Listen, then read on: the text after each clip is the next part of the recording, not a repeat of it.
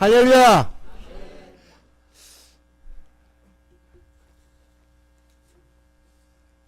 우리는 분명히 해야 될 것이 있습니다. 오늘 여러분들 예수 그리스도를 만남을 통하여서 하나님의 음성을 듣고자 원합니다. 하나님의 음성을 우리는 간절히 소망하는 마음으로 이곳에 왔고, 돌아가는 발걸음 가운데 말씀이 육신이 되신 예수 그리스도의 말씀이 우리 가운데 은혜로 누려짐을 통하여서 하나님의 음성을 듣고 돌아가는 여러분이 되시기를 주님의 이름 부탁드리고 권면하며 축원합니다. 우리가 오늘 본문 말씀을 가만히 들여다보면 굉장히 극적인 상황을 연출하고 돌아볼 수 있습니다. 예수님 말씀을 증거하는 현장입니다. 예수님 말씀을 증거하셨던 것은 곧 생명이요, 기쁨이요, 즐거움이요, 문제의 해답입니다. 오늘날 우리가 말씀이 선포되는 이 교회가 그리스도가 주인 되어 주시고 예수 그리스도의 말씀이 선포됨을 통하여서 문제의 해답이요, 생명이요, 즐거움이요, 기쁨이 있는데, 악하고 어둠의 세력들이 예수님이 그 생명의 현장을 접근해오고 다가옵니다. 우리가 잘 모르고 이해하지 못한다면 밀메의 왕 사자가 자그마한 사슴 아니면 자그마한 짐승을 잡아먹기 위해서 웅크린 사자처럼 예수님에게 어떻게 하면 책 잡아보려고 그들은 의도적으로 의인인 체하며 아첨하는 말로 그들의 사악함을 숨기고 지금 예수님에게 다가오고 있습니다. 오늘 그 생명의 현장 가운데, 아니면 생명의 현장을 뒤집고 책 잡으려고 다가오는 그 현장 가운데 오늘 본문을 다시 한번 깊이 묵상해 보면서 생각해야 될 것이 있습니다. 가에서의 것과 하나님의 것입니다. 우리는 누구의 것인가라는 깊은 묵상 속에서 생각해 보는 것 중에 한 명제를 들어 여러분에게 말씀드리고 싶습니다. 죽음은 누구의 것입니까? 생명은 누구의 것입니까? 죽음도 생명도 하나님의 것입니다. 그러나 죄의 삭스로 사망이 왔고 그 죄의 원인 제공자의 마귀는 죽음의 동반자가 되었습니다. 죄를 통해서 죽음으로 인도하는 것이 마귀의 사역입니다. 하나님 인간을 사랑하셔서 죽는 존재에게 생명을 주셨고, 바로 예수 그리스도가 빛으로 이 땅에 오셔서 우리를 하여금 어둠을 이기고 죽음에서 승리하게 하여 주셨습니다. 그러므로 생명도 죽음도 하나님의 것인데, 오늘날 우리들이 이 땅에 살면서 하나님의 행하시는 일과 마귀가 하는 일을 구분해야 할 것입니다. 그곳에 생명이 있고 죽음이 있기 때문입니다. 누구 것이냐라고 우리 속에 담기보다는 하나님의 일은 생명의 일이고 마귀의 사역은 사망의 일이다. 인간은 한정된 삶을 살아갑니다. 예수 믿고 하나님 일을 하다가 전국에 가면 상급이 있죠. 마귀를 하다가 죽으면 지옥에서 꺼지지 않는 불의 심판이 있다면, 천국의 삶을 산 사람은 하나님의 사람이요, 지옥의 삶을 산 사람은 마귀를 따라서 하나님으로부터 버림받은 사람인 것입니다. 마귀는 사람을 소유할 수 없습니다. 마귀의 일을 한 사람들, 지옥의 일을 한 사람은 하나님으로부터 버림받은 사람인 것입니다.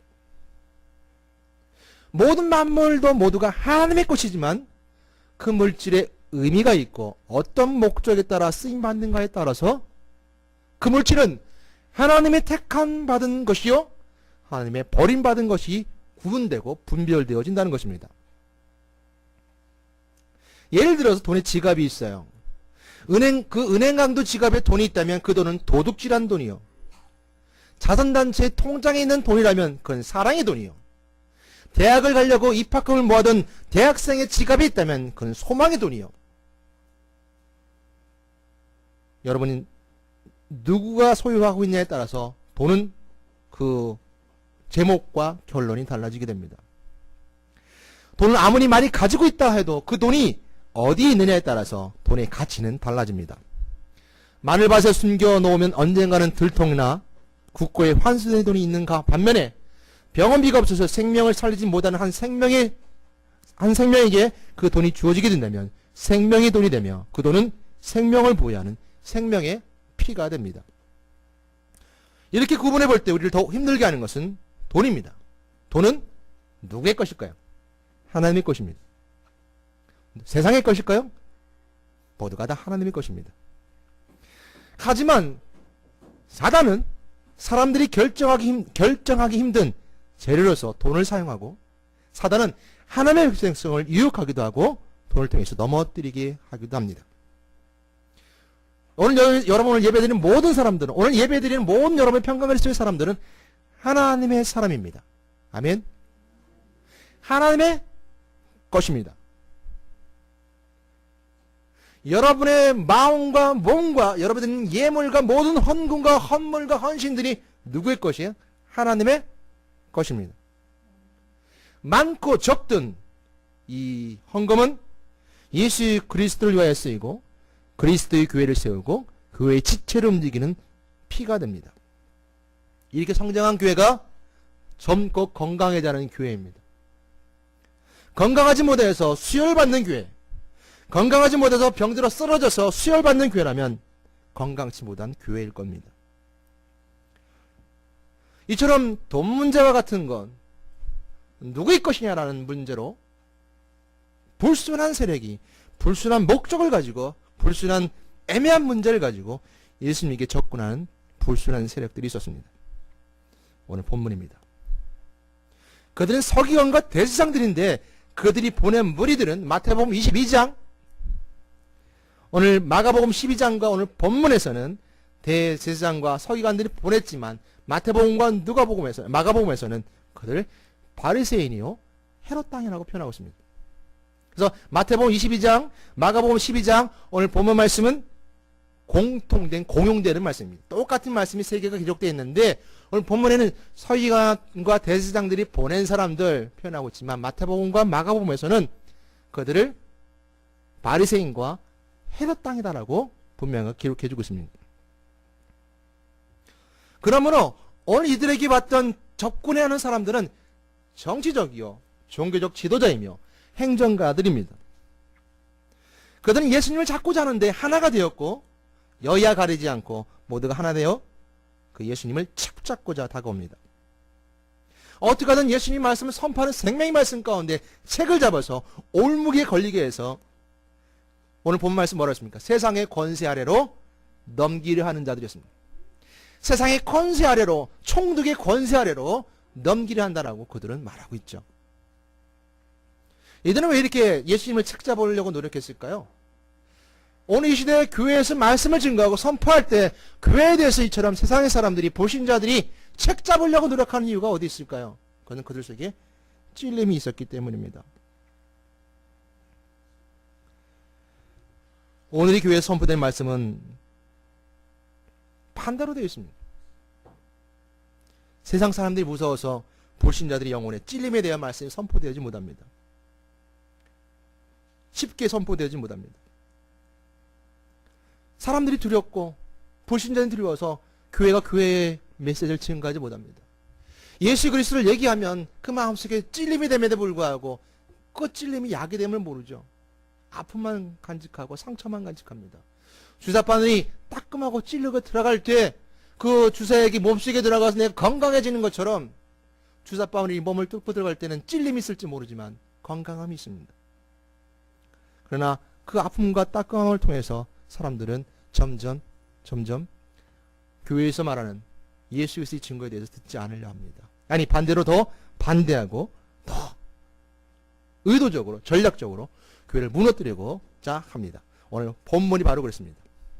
이 서기관과 대제사장들이 찔림이 되었던 이유는 오늘 본문 말씀 앞전에 나오는 비유입니다. 이들이 오늘 본문 말씀에서 그들이 찔림이 됐던 이유는 예수님이 하셨던 비유로 인하여 오늘 본문에 뭐라고 말씀하고 있습니까? 오늘 누가복음 20장 19절 말씀 서론에 기록하게 될 때 서기관군들과 대제사장들이 예수의 이 비유는 자기들을 가리켜 말씀하신 줄 알고 즉시 찾고자 하되 백성을 두려워하더라. 이에 그들이 엿보다가 라는 말씀처럼 그들이 찔림이 되었고 아픔이 되었던 것은 그들의 예수님의 비유의 메시지였습니다. 그 비유의 메시지는 이 앞절에 나오게 되는데 포도원의 비유입니다. 포도원 주인이 포도원을 만들고 저 멀리 타국에 갈 때 농부들에게 맡겨놓고 갑니다. 때가 되어 소출 때가 되어서 포도원 주인이 그 소출을 얻고자 종을 보내서 농부들에게 그 종을 보냈을 때 농부들이 이 종들을 능욕하고 때리고 돌려보내죠. 3명의 종을 보냈을 때도 그들 똑같이 해서 포도원 주인이 생각하기를 내가 아들을 보내면 저들이 그렇지 않겠지라고 아들을 보내게 되었습니다. 그런데 이 농부들의 생각은 달랐다는 것이죠. 이 아들을 죽이면 상속자가 사라지게 되고 이 포도는 우리 것이 될 거라는 그 욕심으로 인해서 아들을 죽이게 됩니다.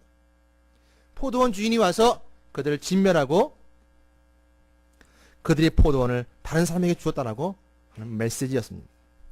그 메시지 하반절을 보게 되면 산돌이신 예수 그리스도의 말씀하시고 그 돌이 흩어질 것이고 그 돌에 떨어지는 자들이나 그 돌이 통해서 많은 사람들이 흩어질 것이라고 기록해 주고 있습니다.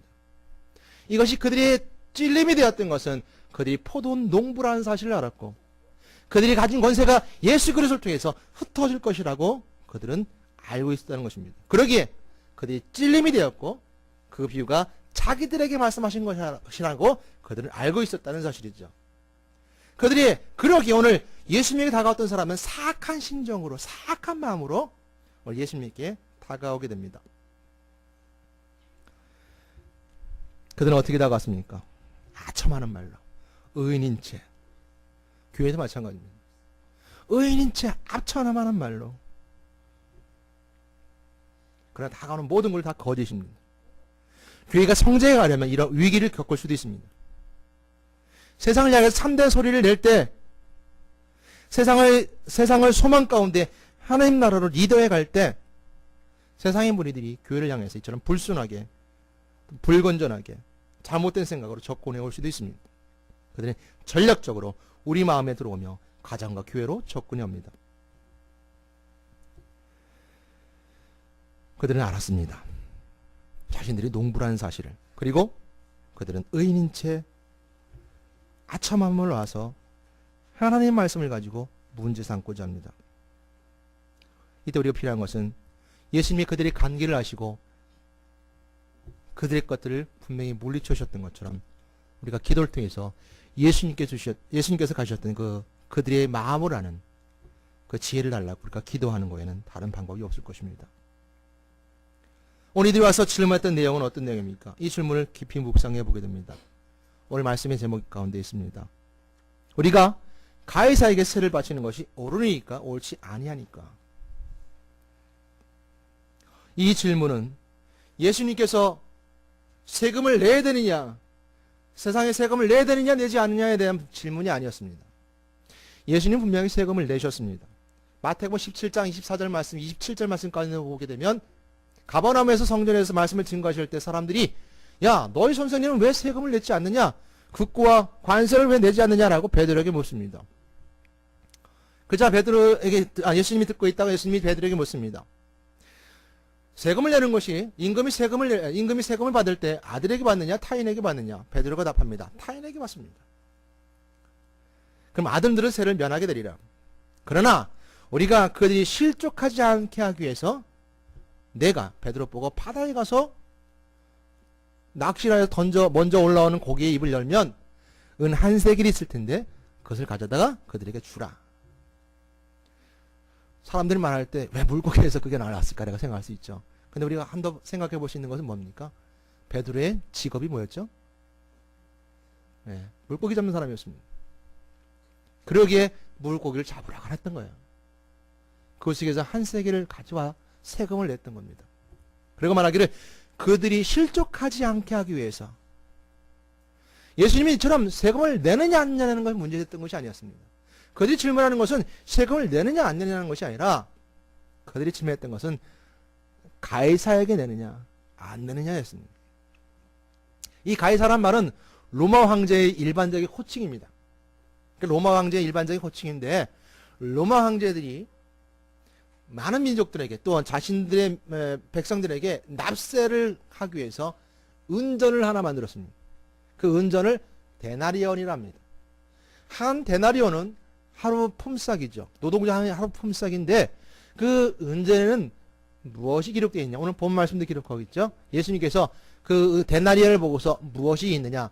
거기에 흉상이 있습니다. 그러니까 로마 황제의 얼굴이 그려져 있든지 짐승이 그려져 있든지 또 로마 황제의 이름이 기록되어 있습니다. 그러기에 오늘 그들이 갔던 두 사람을 생각하게 됩니다. 첫 번째 바리새인, 두 번째 헤롯 왕입니다. 바리새인은 율법주의자입니다. 철저하게 하나님의 사람이라 생각하는 사람들이었기 때문에 그 동전 속에 있는 흉상을 보고 그를 가지고 다니면 우상 숭배하는 것이다. 또한 바리새인들은 율법주의자였고 철저하게 이스라엘 사람들이었기 때문에 그 동전을 사용하고 그 동전을 지니고 다니면 반역자다. 로마에 호응정하는 사람들이다. 그러기에 예수님께서 가이사에게 세금을 내는 것이 옳다 하면 이 바리새인은 예수님에게 당신은 이스라엘 백성의 반역자요 하나님의 우상을 섬기는 자와 같습니다 라고 말하려고 했었던 것이고, 헤롯 왕은 헤롯을 따르는 무리로서 로마 황제 로마에 호응하는 아주 호의적인 사람들을 헤롯 왕이랍니다. 또한 헤롯 왕 속에서는 헤롯의 자손들 중에서 메시아가 날 거라고 생각했던 사람도 있었죠. 여하튼 헤롯 왕들은 생각하기에 예수님이 가이사에게 세금을 내는 것이 옳지 않다 라고 말한다면 예수님을 로마에 반항하는 세력, 반정치적인 세력을 몰아서 책을 잡으려고 두 사람이 가게 되죠. 이처럼 예수님에게 물었던 것은 가이사에게 라는 겁니다. 예수님 뭐라고 대답하시고 말씀하셨습니까? 말씀하시기를 가이사의 것은 가이사에게, 하나님 것은 하나님께 바치라. 가이사 것은 가이사에게 바치는 말씀 속에 있는 것은 예수 믿는 사람이라 하더라도 세상에 나는 세금이나 해야 될 책임과 의무를 다 해라. 그러나 너희들은 하나님의 것은 하나님께 바쳐야 된다 라고 분명히 구분하여 말씀해 주심을 통해서 그들은 책을 잡을 수가 없었습니다.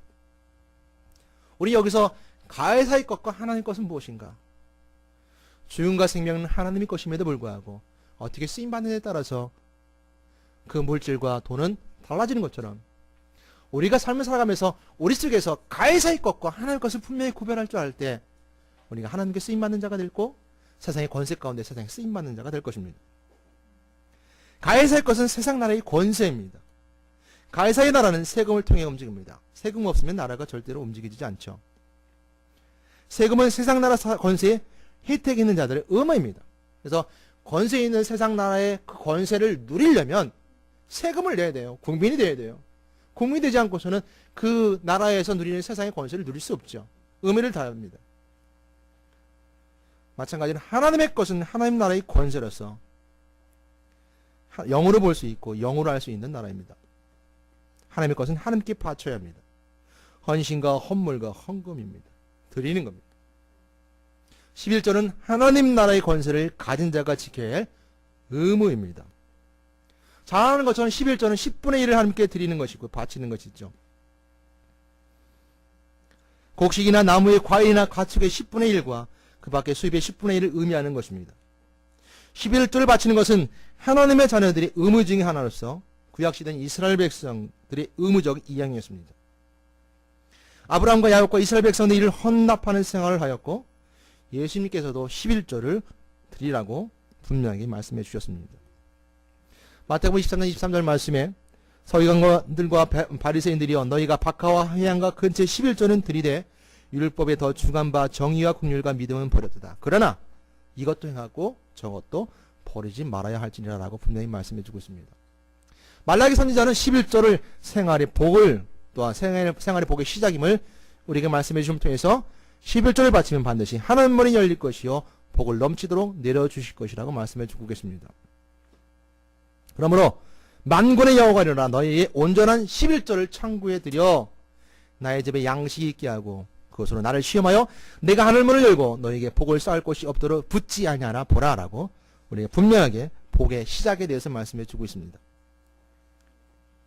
세상 나라의 권세를 움직이기 위해서는 세금 위의 것을 과하게 개인의 욕심에 의해서 받쳐지게 되면 부패가 되고 부정이 됩니다. 그 나라는 썩게 되며 망하게 됩니다. 이처럼 세상의 권세를 부려보기 위해서 세금 외에 부정부패로 드리는 또 부정부패로 받쳐지게 되는 돈이 있다면 그건 부패하게 되고 부정하게 되고 그 나라에 썩어지게 됩니다. 저는 여러분들에게 하나님 것을 드릴 때 분명하게 말씀드리고 싶은 것은 헌금 그 이상 하지 마십시오. 분명한 것은 넘치게 드리고 인색하게 드리지 말라라고 말씀하고 계십니다. 즐겁게 드려야 됩니다. 그러나 헌금 그 이상의 것을 하지 말라는 건 여러분과 하나님의 관계 속에 있을 때 내가 오늘 하나님 말씀에 듣고 은혜 받고 감동되어졌을 때 감동의 예물을 드리라는 거예요. 거짓의 예물을 드리지 말라는 겁니다. 내가 드릴 신앙이 안 됨에도 불구하고 억지로 드리는 예물은 결코 하나님 받지 않으신다는 겁니다. 그러므로 내가 하나님과의 개인과의 관계 속에서 그 관계 속에서 맺어지는 은혜 가운데 관계를 통해 드린 예물, 관계를 통해 드리는 헌금이 하나님 앞에 바르게 받으시고 가장 넘치고 가장 즐거운 예물이 될 수 있다는 것입니다. 그러므로 11절 드리고 감샘을 드리고 헌금을 드리고 또한 월정 헌금을 드린다 하더라도 정확하게 드리라는 겁니다. 분명하게 드리라는 겁니다. 마음이 감동되고 받은 만큼 드리라는 겁니다. 마음에서 인색하게 즉 내키지 않게 드리지 말라는 겁니다. 아나니와 삽비라는 마음에 없는 헌물을 드림으로 죽임을 당했습니다. 고린도후서 9장 7절 말씀처럼 각각 그 마음에 정한 대로 할 것이요 인색함으로나 억지로 하지 말 것이니 하나님은 즐겨내는 자를 사랑하시느니라. 그러나 부탁드리고 싶은 것은 하나님의 성전을 불쌍하게 생각하지 말라는 겁니다. 하나님은 여러분에게 불쌍함을 받을 존재가 아니라는 거예요. 교회는 곧 그리스도교회라는 말씀처럼 교회가 여러분의 염려와 걱정 섞인 국률함으로 세워지는 것이 아니라는 겁니다. 그리스도께 향한 분명한 책임감이 있는 헌신의 교회의 피가 되고 그리스도 어린 양의 피가 되어서 교회의 제단은 부활하는 생명의 제단으로 성장합니다.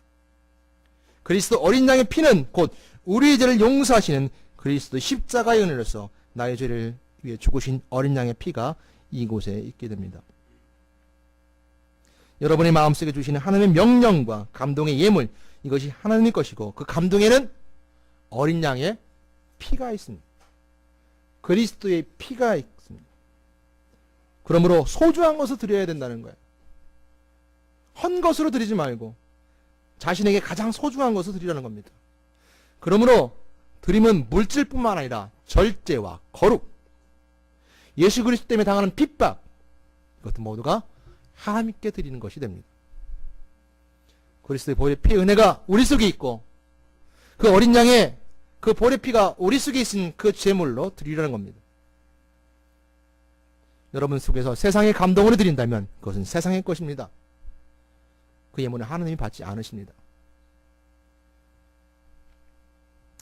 구약에서는 죄를 용서받기 위해서 제단 앞에 양과 비둘기와 곡식을 제단 앞에 드렸고 죽음을 당하던 곡식을 빠서 용삼으로 하나님께 드렸고 증표를 삼았습니다. 그 드린 제물을 성전을 지키는 자들과 일하는 사람들이 먹고 나눴습니다. 예수 그리스도가 친히 어린 양이 되셔서 우리로 하나님을 만나게 하시며 예물을 가지고 하나님 앞에 나옴으로써 예수 그리스도가 나와 함께 하시며 오늘도 어린 양이 용서하시는 은혜 주심에 감사하면서 성전에 나옵니다. 구약의 이스라엘 백성들이 죄를 하고 출애굽을 하고 각자의 지파별로 땅을 나눠줬습니다. 가나안 땅에 땅을 나눠줬는데 레인들만큼은 땅을 나누지 않았습니다. 그 각 지파의 사람들은 헌금을 했고 헌물을 했고 그것으로 레인들은 땅의 수출을 갖지 않고 음식을 먹고 나눴습니다. 저도 이런 생각을 해보게 됩니다.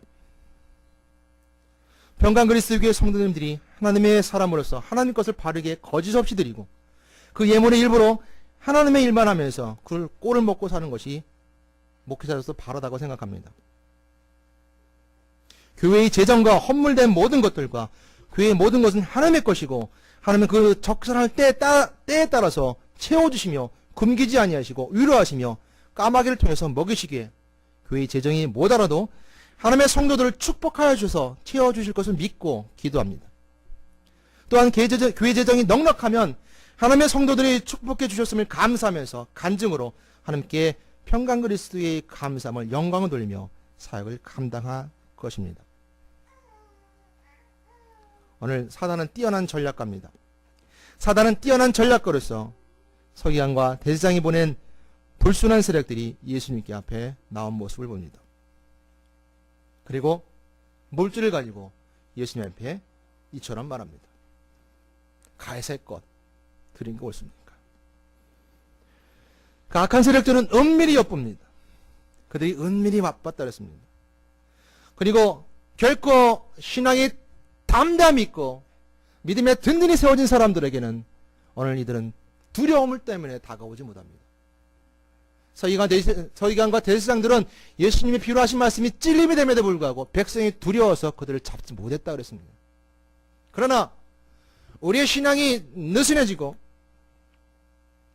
우리 신앙생활이 흐트러질 때 은밀하게 엿보던 그 악한 세력은 우리를 삼키려고 덤빌 것입니다. 넘어지기 쉽습니다. 그럴 때일수록 기도하며 깨어 있어야 합니다. 그들은 아첨하는 말로 의인은 차면서 이렇게 말합니다. 선생님이여 당신이야말로 말씀으로 가르치시고 사람을 외모로 취하지 아니하시고 오직 진리로서 하나님의 도를 가르치시나이다. 거짓된 모습으로 예수님께 다가왔듯이 우리에게도 이렇게 다가올 것입니다. 심지어 사단은 우리의 가족을 통해서 넘어뜨립니다. 그러나 어느 순간 속이고 그들은 떠납니다. 저는 여러분에 부탁드리고 싶은 것은 우리를 떠나지 아니하시며 영원한 나라에 함께할 예수 그리스도에 대한 믿음과 하나님의 신실함을 잊지 마시고 신앙생활 가운데 승리한 여러분 되시기를 주님의 부탁드리고 축원드립니다. 우리는 불순한 세력과 같지 않게 평강 그리스도의 교회의 주인이 되시며 머리 되신 그리스도께서 다가온 성도 여러분에게 하나님 것을 봅니다. 여러분은 하나님의 것임을 고백하면서 예수 그리스도를 만났고 오늘 여러분은 모든 것을 하나님께 바쳤습니다.